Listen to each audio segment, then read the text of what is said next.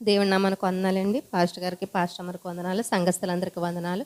దేవుడు మరి ఎంతగానో మమ్మల్ని ఇలా దేవుడు చదివి రెక్కలో ఉంచాడు. దేవుడికి ఎంతగానో వందనాలు. మరి రెండో మాట చదువుకుందాము. లోకాసు వార్త 23 అధ్యాయం 41-42 వచనాన్ని చదువుతాను. ఆయనను చూసి యేసు, నీ రాజ్యంలోనికి వచ్చినప్పుడు నన్ను జ్ఞాపకం చేసుకోనమని నేను. అందుకు ఆయన వానితో, నేడు నీవు నాతో కూడా పరదేశంలో ఉందివని నిశ్చయముగా నీతో చెప్పుచున్నాను నేను. నాకు మొన్న ఆదివారం రెండో మాట చెప్తానని చెయ్యొత్తాను. నేను చిన్న సాక్ష్యం చెప్తాను. ముందు గుడ్ ఫ్రైడే అనేప్పుడు ముందు నాకు భయమే వస్తుంది. ఎందుకంటే పాస్టర్ గారు ఆ గుడ్ ఫ్రైడే రోజున వాక్యం చెప్పాలి ఖచ్చితంగా అని చెప్పేస్తారు. అమ్మ బాబు 40 రోజులు ఉపాసాలు స్టార్ట్ అయిపోయినవి. నేను ఎత్తనాను ఇంకా పాస్టర్ గారు నువ్వు చెప్పొచ్చు కదా అన్నాక నేను చెయ్యెత్తి చెప్తానండి అని బదులు ముందే చెప్పేస్తాను. ఏదో వచ్చి రాకపోయినా వస్తుంది. నేను ఫస్ట్ అనుకున్నాను మా అబ్బాయి ఫస్ట్ మాట చెప్పేస్తానని అన్నాడు. సరే రెండో మాట నేను చెప్తానని అయితే ఇంటికి వెళ్ళినాక నేను చదువుకుంటున్నాను. ఇది ఏం చెప్పాలి ఇందులో ఏముందని ఒకసారి అందరూ చెప్పేస్తారు. రెండో దొంగ ప్రభా నన్ను క్షమించంటే దేవుడు క్షమించి నువ్వు పరలోక రాజ్యం వచ్చేస్తావని చెప్పేశారు. అయితే ఇంక నేనేం చెప్పాలి ఇందులో ఇంకా కొత్త విషయం దాగి ఏముంది నాకు అని ఒక ఆలోచన వచ్చింది. అయితే మీరు ఏమనుకుని మిమ్మల్ని ఒక ప్రశ్న అడగాలని నేను అనుకుంటున్నాను. ఇప్పుడు ఇద్దరు దొంగలు ఉన్నారు. దేవుడి గురించి ఈయనకి మొదట మీకు తెలుసని మీరు ఏమైనా అనుకుంటున్నారా, లేదా అప్పుడే ఆ సిలువ వేయబడినప్పుడే దేవుని కోసం తెలుసని అనుకుంటున్నాను. అయితే దేవుడు నాకు ఆలోచన ఇచ్చినారు. అయితే వీళ్ళు ఈ నేరస్తులుగా పిలువబడిన ఇద్దరు బందిపోటు దొంగలంట, మత ఉన్మాదులంట. ఆ పాస్టర్ గారు నాకు కొంచెం పోస్టర్ పెట్టారు. అందులో 4-5 బిట్లు నేను తీసుకున్నాను. అయితే బందిపోట్లుగా ఉన్న వీళ్ళ స్నేహితులు బరబ్బా అంట. బరబ్బా ఈ ఇద్దరు సిలువేయబడిన నేరస్తులు కలిపి ముగ్గురు ఫ్రెండ్స్ అనమాట. అయితే దేవుడిని నేనేమనుకుంటున్నానంటే బరబ్బాని సిలువేయడానికి వీళ్ళు ముగ్గురిని ఉంచారేమో, కానీ యూదులు ఈ సద్దుకాయలు పరిసయ్యులు వచ్చి దేవుణ్ణి సిలువేయండి మాకు బందిపోటైన ఆ బరబ్బా కావాలని బరబ్బాని విడిపించి తీసుకెళ్ళిపోయారు. ఆ ప్లేస్లో దేవుని పెట్టారనమాట. నేనేమనుకుంటున్నానంటే ఈ బరబ్బా అనే వ్యక్తి నువ్వు ఎందుకు వెళ్ళిపోతున్నావు ఫ్రెండ్స్ అడుగుతారు కదా, అదేంటి మన ముగ్గురికి ఒకవేళ మరణశిక్ష అయ్యి ఉండొచ్చు, నువ్వెందుకు వెళ్ళిపోతున్నావు అంటే ఆయన చెప్పుకుంటాడు. యేసుప్రభు అని ఒక ఆయన ఉన్నారంట, బయట ఏమైనా అద్భుతాలు చేశారంట, ఆయన నచ్చక ప్రజలను ఆయన సిలువకి అప్పగించి నన్ను కావాలని కోరుకుంటున్నారు కాబట్టి నేను వెళ్ళిపోతున్నాను, నేను మళ్ళీ మా ఇంటి వాళ్ళ దగ్గరికి వెళ్ళిపోతున్నాను, మీరు సిలువ అయిపోతున్నారు మీ ఇష్టం అని చెప్పి వెళ్ళిపోయి ఉండొచ్చు అని నేను అనుకుంటున్నాను. అయితే వీళ్ళిద్దరూ విన్నారు, దేవుని మాటలు విన్నారు. అయితే ఇంకోటి ఏంటనుకుంటే దేవుడిని సిలువేయడానికి గొలుగొత్త గిరిపైకి తీసుకొచ్చేశారు. అయితే వీళ్ళ ముందు నుంచి దేవునితో పాటు ఉన్నారని అనుకుంటున్నారా మీరు, లేదంటే అప్పుడే సిలువ దేవుని ముందు పెట్టేసిన తర్వాత వీళ్ళిద్దరిని తీసుకొచ్చి దింపారని అనుకుంటున్నారా? ఇంకొక ప్రశ్న. అయితే నేనేమనుకుంటున్నానంటే అప్పుడు రోజుల్లోని చెరసాల్లో ఉంచారు కాబట్టి దేవుణ్ణి గొలుగొత్త గిరిపైకి తీసుకొచ్చారు సిలువేయడానికి. అప్పుడు జైలు ఇక్కడ పక్కనే ఉండదుగా, చెరసాల అంటే చాలా దూరంగా ఉండొచ్చు. కానీ దేవునితో పాటు కూడా ఈ ఇద్దరు ఖైదీలను కూడబెట్టి తీసుకుని వచ్చారని నేను అనుకుంటున్నాను. ఎందుకంటే దూరంగా ఉన్నారు. ఇప్పుడు బండ్లు గట్ట ఏం లేవు. అప్పుడేమో గుర్రాల బండ్ల మీద ఏమో ఖైదీలను ఎక్కించి ఏం తీసుకురారు కదా. వాళ్ళని ఎలా చూస్తారంటే ఒక నేరస్తులు అంటే సంఖ్యలు వేసి ఈడ్చుకుంటా నడిపించుకుంటా కొట్టుకుంటానే తీసుకొస్తారు, కానీ మర్యాదపూర్వకంగా ఏం తీసుకురారు. ఈ రోజులను బట్టి ఏమైనా పోలీసులు వస్తే జీపులు ఎక్కించుకుని వాళ్ళు తీసుకెళ్తున్నారు, కానీ ఆ రోజుల్లో అయితే కొట్టుకుంటా ఈడ్చుకుంటా తిట్టుకుంటా అవమానపరుస్తూ తీసుకురావచ్చని నేను అనుకుంటున్నాను. అయితే వీళ్ళిద్దరు దొంగలు ఏసుతో పాటు మొదటి నుంచి ఉన్నారని నేను అనుకుంటున్నాను. అయితే దేవుణ్ణి తీసుకొచ్చారు గొలుగొత్త గిరిపైకి, ఇద్దరిని శిష్యుని ఈ నేరస్తులు ఇద్దరు దేవుడితో పాటు కూడా ఉన్నారు. అయితే దేవుణ్ణి గొలుగొత్త గిరికి తీసుకొచ్చిన తర్వాత ఆయన ఎన్ని అపహాసిస్తున్నారు, ఇద్దరు నేరస్తులు కూడా చూస్తున్నారు. దేవుణ్ణి అవమానపరుస్తున్నారు, హింసిస్తున్నారు, ముళ్ళ కిరీటం పెట్టారు, కొడుతున్నారు, ఉమ్ము వేస్తున్నారు. ఈ ఇద్దరు నేరస్తులు కూడా చూస్తున్నారు. చూస్తుంటే మొదట ఆయనకి ఏం అనిపించట్లేదు. ఏంటి మేము విన్నాం కదా దేవుడు ఏంటో అన్ని అద్భుత కార్యాలు చేశాడని చెప్తున్నారు, ఈయన చూస్తే ఇన్ని దెబ్బలు తినేస్తున్నాడు, ఏం వాళ్ళు చేపించట్లేదు, శిక్షించట్లేదు, ఎందుకు ఇలా ఉంటున్నారని ఆ దొంగలు ఇద్దరు అనుకుని ఉండొచ్చు. అయితే మొదటి దొంగ పేరు నేను చెప్తాను. మొదటి దొంగ పేరు నెస్టస్ అంట. అంటే దానికి అర్థం శిల్పహృదయుడు, అణచబడినవాడు అని ఆ మాటకి అర్థం వస్తుందంట. మొదటి దొంగ ఎడమ చేతి వైపు ఉన్న అతని పేరు నెస్టస్. అంటే ఆయన హృదయం మొండు మారిపోయిందని, బండగా ఉంది. దేవుడిని అవమానపరుస్తున్నారు. ఏంటి ఈయన, మేము విన్నాం కదా ఇప్పుడు వీళ్ళు అన్ని అద్భుతాలు చేసినప్పుడు ఏడ్చుకుంటూ వచ్చినప్పుడు అనుకుని ఉంటారు కదా వాళ్ళు, ప్రభా నువ్వు ఇన్ని అద్భుత కార్యాలు చేశావు, ఎందుకు ప్రభా నువ్వు ఇన్ని శ్రమలు పడుతున్నావని ఏడ్చుకుంటా చుట్టూ ఉన్న వాళ్ళు ప్రజలు రావచ్చు. అవి వీళ్ళు విన్నారు కానీ ఈ మొదటి వ్యక్తికి ఏంటంటే మారు మనసు అనేది ఏమీ లేదు. ఆయన హృదయం ఎలాగుందంటే మొండు మారిపోయిన హృదయం. ఆయన పేరు తగ్గట్టే ఆయన హృదయం ఉందన్నమాట. అయితే మార్కు సువార్త 4:16-17 వచనాలు చూడండి.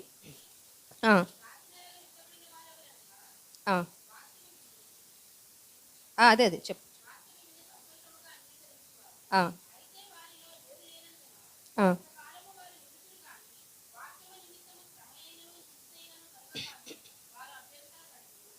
ఈ మొదటి వ్యక్తి హృదయం ఇలా ఉందన్నమాట. అతను రాతి నేల ఏంటో ఆయన పేరు తగ్గట్టు ఆయన హృదయమే శిల్ప హృదయం అంటే అణచివేయబడినవాడంట. రాతి నేల ఇప్పుడు దేవుని వాక్యం విన్నాడు. దేవుడు శ్రమలు పడుతున్నాడు. ఆయన చూస్తున్నాడు. అనుకుంటున్నాడు, అమ్మో! దేవుడు మంచోడేమో, మమ్మల్ని ఇడిపించేస్తాడేమో అనుకున్నాం. ఎంతలో ఈయనకి ఇన్ని దెబ్బలు తగులుతున్నాయి, ఇన్ని హింసిస్తున్నారు, ఇన్ని మాటలంటున్నారు. ఆయన ఏమీ సమాధానం చెప్పట్లేదు. ఆయన ఈయన విన్న వాక్యం ఏంటి విడిచిపెట్టేవాడుగా ఉన్నాడనమాట. ఈయన హృదయం ఎలాగుందంటే రాతి నేలను పడిన విత్తనములు ఏంటి ఉపయోగం ఉండదు. పడింది అంతే. దేవుడు శ్రమ కలిగితే కొంతమంది అనుకుంటారు కదా, అమ్మో! దేవుళ్ళకి వెళ్తే వీళ్ళకి బోల్డ్ అద్భుతాలు చేస్తాయంటే నిమ్మేసుకుంటారు గమ్మున. కానీ ఎప్పుడన్నా దేవుడు నమ్ముకున్న వాళ్ళకి ఇలాగా బాధలు ఉన్నాయని నాకు పొద్దున పాశ్రమగరలో ఇంటి గురించి వాళ్ళ సమస్యల గురించి గుర్తుకొచ్చింది. ఫస్ట్ సారి దర్శన్కి యాక్సిడెంట్ అయినప్పుడు కాలు ప్యాచర్ అయినప్పుడు కోయంబత్తూరు తీసుకెళ్లారు. అది అయిన కొన్ని రోజుల్లోనే పాస్టర్ గారికి పెద్ద ఆపరేషన్ అయింది. అదైన కొన్ని రోజులే పాస్టర్ గారికి పెద్ద ఆపరేషన్ జరిగింది. మేము చాలాసార్లు మా అత్తగారు నేను కూడా ఏంటి పాస్టర్ గారికి ఎన్ని శ్రమలు పెట్టేస్తున్నారు, దేవుడు పాపం వాళ్ళు కోలుకుంటున్నారు, అప్పులు ఏంటి ఊరికనే హాస్పిటల్ అంటే మాటలు అవి లక్షలు. మరి పెద్ద అబ్బాయికి అయితే 5 లక్షల వరకు అయినాయి అంటే ఎన్ని అప్పులు తీర్చాలి, వ్యాపారం లేవు, కోవిడ్ వచ్చింది అయిపోయింది. మళ్ళీ ఎంతలో పాస్టర్ గారికి మంచి కోవిడ్ టైంలో ఇలా ఆపరేషన్ అయిపోయింది. ఏంటి దేవుడని పట్టుకెళ్ళి పాస్టర్ గారికి పెట్టేస్తున్నాడు అప్పులు సమస్యలన్నీ అని. పాస్టర్ గారు ఒకసారి చెప్తారు కదా, నా స్నేహితులు నన్ను అడుగుతారమ్మా, ఏంటంటే ఇన్ని శ్రమలు వచ్చినాయి మీరు దేవుడిని విడిచిపెట్టకుండా ఎందుకు ఉంటున్నారు మీరంటే, దేవుడు మమ్మల్ని ఆదుకుంటాడు మా సహాయకుడు అని పాస్టర్ గారు సాక్ష్యం చెప్తారు. నాకు చాలా ధైర్యం వస్తుంది అనమాట. కొంతమంది కొన్ని చిన్న చిన్న అప్పులు ఉంటాయని సూసైడ్లు చేసుకుని ఎంతమంది టీవీలో మన వార్తలో చూస్తాం అప్పులు ఉన్నాయని, ఎవరో వచ్చి ఏదో అంటారని ముందే చచ్చిపోవడం. కానీ దేవుడు పెట్టిన ఆత్మను అలా బలవంతంగా తీసుకోకూడదని నా ఉద్దేశం. అయితే పాస్టర్ గారికి చెప్పిన సాక్షిని బట్టి నాకు ఒక్కోసారి అనిపిస్తుంది, అమ్మ ఎంత బలంగా ఉంటారు. ఇంకా వాళ్ళు అంటే పాస్టర్ గారు చెప్తూ ఉంటారు కదా, దేవుడు ప్రభువా నాకు వాక్యం చెప్పడం రాదు, నీ సేవకు నన్ను ఎందుకు పిలిచావని పాస్టర్ గారు అడిగేవారని. పాస్టర్ గారు ఏం చెప్పేవారు, నీ అనుభవాలే నువ్వు చెప్పు ఎదటి వారికి అని దేవుడు మాట్లాడారని పాస్టర్ గారు చెప్పారు. అలాగే మన అనుభవాలు చెప్పినప్పుడే కొంతమంది పట్టబడతారు, సాక్ష్యం ద్వారా పట్టబడతారు అనేది వాస్తవం. కొన్ని సాక్ష్యాలు ఎదరు కుటుంబాలను బలపరిచేవిగా ఉంటాయి అనేది వారి ఉద్దేశం అనమాట. అయితే ఈయన విన్నాడు, శ్రమ వచ్చేసింది కదా, దేవుడికి అయిపోయి శ్రమ వచ్చేసింది, మేము మమ్మల్ని మరణం నుంచి తప్పిస్తాడేమో, ఈ సిలువ నుంచి తప్పిస్తాడేమో, ఎన్న సాక్ష్యాలను బట్టి వీళ్ళందరూ ఏడ్చేస్తున్నారు తెగ, దేవుడిని అద్భుతాలు చేశాడు మమ్మల్ని బతికిస్తాడేమో అనుకుంటే ఈయన నేను అపవాసం చేస్తున్నారు, నేను కొడుతున్నారు తిడుతున్నారు అని ఆయన హృదయం ఎలాగా అణచబడిన హృదయంలోనే ఉంది, రాతి నేలను బండబడే హృదయం లాగానే అతను హృదయం ఉందని దాని ఉద్దేశం ఉన్నాడు. అయితే దేవుడిని ఒక మాట అంటాడు ఆయన, ఇవన్నీ చూసి దేవుడిని వెళ్తే ఇతను కూడా 39 చూడండి, లోకసువార్త 23:39. చెప్పండి. అవును. చెప్పాను. అయితే ఇప్పుడు ఈ దొంగలు ఇద్దరు ఏంటి ఫ్రెండ్స్ కదా, అందుకే అతను కొంతమంది భలే తెలివిగా బయట ఏదైనా వచ్చినప్పుడు ఒక్కొక్కరు అనుకుంటారు, ఇద్దరు ఉన్నారు అనుకో, చెడితే ఇద్దరం చెడిపోతాం, బాగుపడితే ఇద్దరం బాగుపడతాం అనే ఉద్దేశంతో గల చాలా మంది ఉంటారు. ఇక్కడ ఏం చెప్తున్నాడు, నువ్వు క్రీస్తు కదా, నువ్వు రక్షించుకో, మమ్మల్ని కూడా రక్షించమని అడుగుతున్నాడు. ఆయన అడిగిన దాంట్లో తప్పు ఉందని మీరు అని అనుకుంటున్నారో నాకు చెప్పండి ప్రశ్న.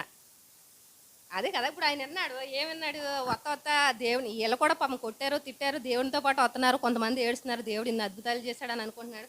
ఈయన అడిగిన దాంట్లో తప్పు ఉందని మీరు అనుకుంటున్నారా చెప్పండి. నేను అనుకోవట్లేదు. ఎందుకంటే ఆయన నిజమే కదా, దేవుడిని అద్భుత కార్యాలు చేశాడు, నేను అన్నాడు. విశ్వాసం అయితే లేదు, దేవుళ్ళు అయితే సేవలు అయితే ఈ ఇద్దరు దొంగలు లేరు. కానీ ఈయన ఏమనుకుంటున్నాడంటే దేవుడు నిజమైన దేవుడు కదా, అద్భుత కార్యం చేసి ఆయన రక్షించి మమ్మల్ని ఇద్దరు కూడా రక్షించి ఏదో మాయ చేసి ఇలా అనేసి మేము అక్కడ తేలిపోయాం అనుకో అయిపోయింది కదా అని అనుకుంటున్నాడు. కానీ దేవుని ఉద్దేశం ఏమైతే ఉందంటే, ఆయన దేవుడు చేయగలడు అంటే చేయగలడు ఖచ్చితంగా. ఇప్పుడు అక్కడ చాలామంది ప్రజలు ఉన్నారు, ఆయన వారి మనసుని అందరూ త్రిప్పివేసి వీళ్ళకి నూతన మనసు రావాలి ప్రభు అంటే వచ్చేస్తుంది అక్కడ నూతన మనసు. కానీ దేవుని ఉద్దేశం అది కాదు. నేను వీళ్ళ కొరకు శరీరధారిగా పయనించి వచ్చి ఆయన నేను సమర్పించుకొని సిలువలో ప్రాణం పెట్టి పాప విమోచన కొరకు ఆయన మరణించి తిరిగి లేవాలనేది ఆయన ఉద్దేశం. ఇప్పుడు పాత నిబంధన గ్రంథంలో చూస్తే అప్పుడు ఏదైనా పాపం చేస్తే ధర్మశాస్త్రం ఏముంటుందంటే ఆయన గొర్రెలను కానీ పావురాలు గట్టి వారి స్తోమతను బట్టి ఎడ్లను కానీ తీసుకొచ్చి పాప పరిహార్థ బలిగా అర్పించేవారు. అయితే దేవుడు అనుకున్నారు, వాళ్ళు ఏం చేస్తారు, ధర్మశాస్త్ర కాలంలో వారు ఏం చేసేవారంటే తప్పు చేసుకునేవారు. యాజకుడి దగ్గరికి వచ్చి పోయింది, నేను తప్పు చేశాను, ఇంకా పావురం తెచ్చాను, నా గురించి పాప పరిహార్థ బలిగా దాన్ని అర్పించండి అంటే ఆయన అర్పించేసేవారు. ఈ పాపం అక్కడతో వాళ్ళు ఏమైతే చేశారో అక్కడ విడిచిపెట్టేసి వెళ్ళిపోయారు. ఇంటికి వెళ్ళాక మళ్ళీ ఇంకో పాపం కొత్తగా ఇంక ఏదో ఒకటి చేసేవారు అన్నమాట. అప్పుడు దేవుడు ఆలోచించాడు, వీళ్ళు పశువుల్ని బలిచ్చేస్తున్నారు, మళ్ళీ పాపం చేస్తున్నారు, అలా కాదు, నేనే పరలోకం నుంచి దిగి వచ్చి సిలువలో శ్రమ పొంది నా శరీరాన్ని సిలువలో నలగొట్టుకొని పాప విమోచన క్రయధనంగా నేను అక్కడ రావాలి అని దేవుని ఉద్దేశం చిత్తం చొప్పున ఆయన భూలోకంలోకి వచ్చారు. ఆయన శరీరధారం దాల్చి ఆ 33 సంవత్సరాలలో 30 సంవత్సరాలు ఇంటి దగ్గరే ఉన్నారంట. ఆయన చేసిన పరిచయ సేవ ఎన్ని సంవత్సరాలు అంటే 3 సంవత్సరాలున్నారే ఆయన దేవుని సువార్త ప్రకటించేవారుగా ఆయన ఆ పరిచయ ప్రాంతాలని పిలువబడ్డారనమాట. అయితే దేవుడు నేను అనుకుంటున్నాను ఇప్పుడు ఆయన ఎదరు మనుషులన్నీ తిప్పేసి వాళ్ళకి నూతనంగా మనుషులు కావాలంటే వచ్చేస్తాయి. కానీ దేవుడి ఉద్దేశం అది కాదు. నేను సిలువలో ప్రాణం పెట్టాలి, ప్రాణం పెట్టి వాళ్ళకి విమోచన నేను ఇవ్వాలి అని దేవుని ఉద్దేశం అదే ఉన్నది. ఈ రెండో నేరస్తుని గురించి చూద్దాము.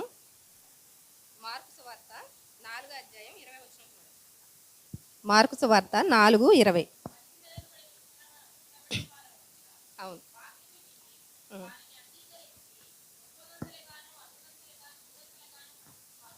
అది చెప్పాను. ఈ రెండో దొంగ పేరేంటండి? ఏం చెప్పాను? రెండో దొంగ పేరు కూడా చెప్పాను. చెప్పలేదా? అది మీరు వింటున్నారా లేదా అని క్వశ్చన్ చేస్తున్నారు వింటున్నారు. పాస్టమ్ గారు చెప్పారు సమాధానం నాకు. రెండో ఆయన పేరు వచ్చి కుడి చేతి వైపు దొంగ అనమాట. ఇందాక మారు మనసు లేని దొంగ పేరు నెస్టస్, అంటే శిల్పారుదయుడు అంచబడిన వాడు అని అతని పేరు. రెండో వ్యక్తి పేరు కుడి చేతి వైపు సిలువ వేసిన వ్యక్తి పేరు డిస్మస్ అంటే సూర్యుని వైపు, అస్తమిస్తున్న సూర్యుని తేజస్సు వైపు చూచువాడు అని అర్థం దానికి అనమాట. అయితే ఈ రెండో వ్యక్తి పేరు డిస్మస్ అనమాట. ఈయన హృదయం ఎలా ఉందంటే దేవుని వైపు, మారు మనసు పొందిన దేవుని వైపు చూసి ప్రభుని అనుకుంటున్నాడు, నేను ఎన్నదే తక్కువే, దేవుని ఎంత బాధ పెడుతున్నారు. అయితే ఆయన హృదయం అక్కడ మార్చబడ్డది అనమాట, తెరవబడింది. మొదటి వ్యక్తి మనసు మొండి హృదయంలాగా ఉండిపోయింది, బండబారిన దానిలాగా ఉంది. కానీ రెండో వ్యక్తి హృదయం పశ్చాత్తాపంతో బాధపడుతున్నాడు. నేను ఇన్ని దొంగతనాలు చేశాం, ఏమైనా చంపండొచ్చు, నరహత్య చేయించవచ్చు. అయితే ఆ రోజుల్లో సిలువ వేయబడ్డారు అంటే వాళ్ళు చాలా ఉగ్రవాదులు అయ్యి ఉండొచ్చేమో అని నేను అనుకుంటున్నాను. వాళ్ళ స్థితిని బట్టి వాళ్ళకి సిలువ వేయబడ్డారు. కానీ ఈ సిలువ వేయబడిన ఈ రెండో వ్యక్తి మనసులో ఏముందంటే, దేవుణ్ణి ఇన్ని శ్రమలు పెట్టిన ఆయన నిజమైన దేవుడే, మా కోసం వచ్చాడు, నా కోసం వచ్చాడు, ఇన్ని శ్రమలు పొందుతున్నాడు, ఆయన హృదయం మార్చబడింది కదా అనుకోవచ్చు. దేవుడు చేతితో ఇన్ని అద్భుతాలు చేసిన ఆయన ఏంటి, చనిపోయిన వాళ్ళని లేవనెత్తిన యేసయ్య, గుడ్డివారిని కుంటివారిని లేవనెత్తిన యేసయ్య, చనిపోవలసిన అవసరం ఏముంది? నా కోసం, మా కోసం, అందరి కోసం చనిపోవడం ఎందుకు? ఆయన చేతితో నోటుతో మాట పలికితే అందరికి రక్షణ రావాలంటే వచ్చేదా? వచ్చేస్తుంది. కానీ ఆయన అలా కాదు, నా శరీరం అనగొంటుకొని సిలువలో నేను రక్తం చిందించి నా బిడ్డలను నా రక్తం ద్వారా కడిగి పరిశుద్ధపరచాలని ఆయన కోరిక, ఆయన చిత్తం బట్టి వచ్చాడని ఈ రెండో వ్యక్తి గుర్తించాడు అనమాట. గుర్తించి ప్రభువా నన్ను జ్ఞాపకం చేసుకోనివ్వు అని ఆయన అడుగుతాడనమాట. ఇంకో మాట చూద్దాము. ఇర్మియా గ్రంథం 17:8. ఇర్మియా 17:8 కాదు 7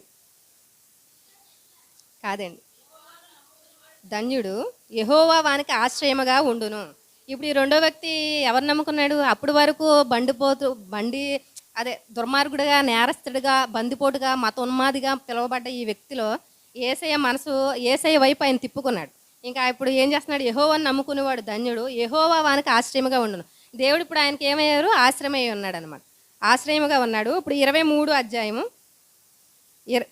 అధ్యాయం లోకాసు వార్త, ఇప్పుడు 42 చదువుదాం. ఆయనను చూసి యేసు నీ రాజ్యంలోకి వచ్చినప్పుడు నన్ను జ్ఞాపకం చేసుకోనమనెను. దేవుడు జ్ఞాపకం చేసుకున్నాడా లేదండి ఆ వ్యక్తిని?